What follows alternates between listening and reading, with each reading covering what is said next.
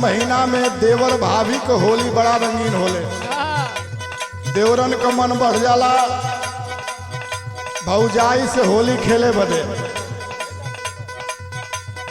आज चारों ओर लम्हर लम्हर पिचकारी लेके जौन बा मोटकी मोटकी पिचकारी लेके पहलवा तो बहु बसवा के पिचकारी चले। आ एक बार रंग भरला के बाद पूरा नीचे से ऊपर ले साड़ी भीज जा। एगो देवर बौराइल बा भौजाई से कहलस का कहलस मास्टर मोरी भौजी बहुत बाड़ी भारी हो।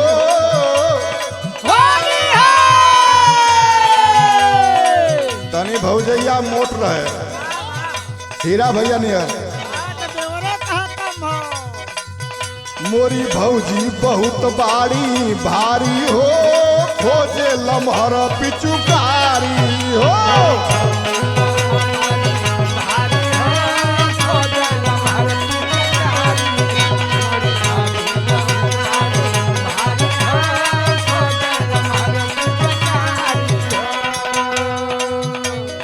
सरसों की फूल नियर बाड़ी फुलाई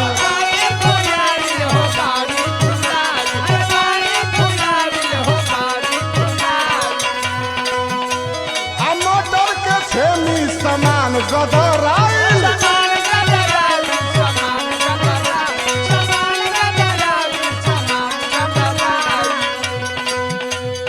लागत होली में बड़ी प्यारी हो।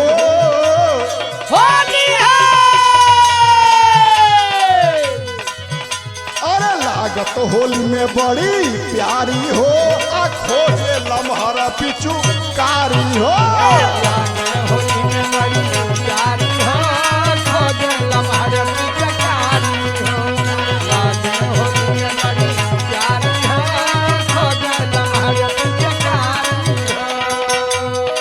यही से देवरन का मन बा जौन बा बहुत बढ़ गए। आज बतनी मोटहन में हरारू हीरा भैया नेर मिल जाई।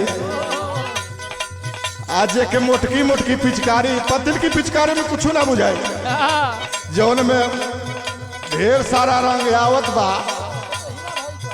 उहे जौन बा जौन ज्यादा रंग नीचे से ऊपर ले भिगा दे उहे मोटकी भौजाई के बड़ी प्यारी बा।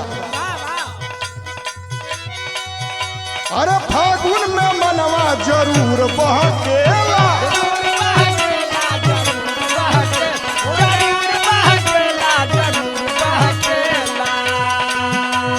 अपिया परदेसिया त खूब डहकेला।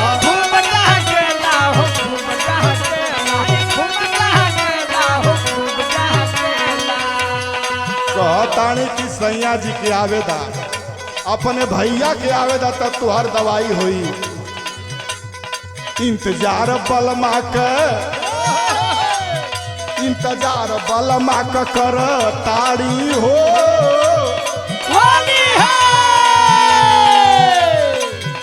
इंतजार बलमा के कर ताड़ी हो आ खोजे लम्हर पिचुकारी हो।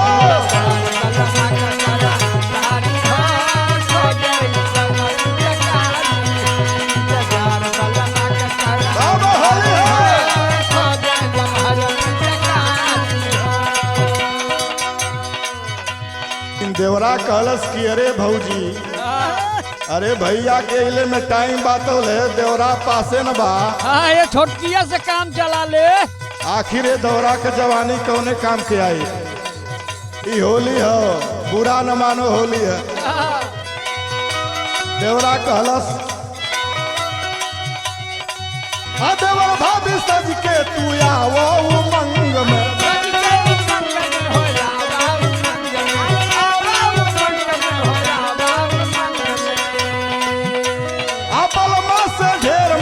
देवरा के संग में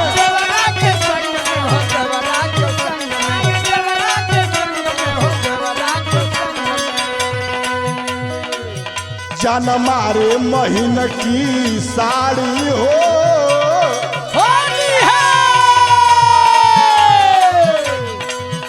जान मारे महीन की साड़ी हो आ खोजे लम्हर पिचुकारी हो।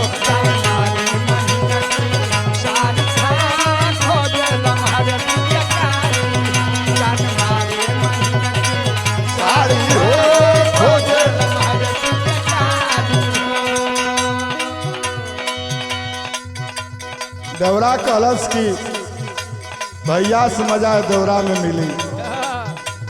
आवा होली में बहाना मत बनाव। कहे पर तू मन लुभावे ले होली।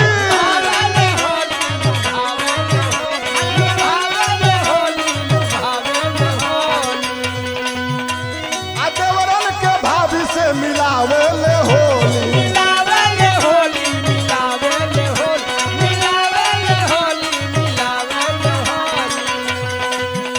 अब आइल जोगीरा के पारी हो।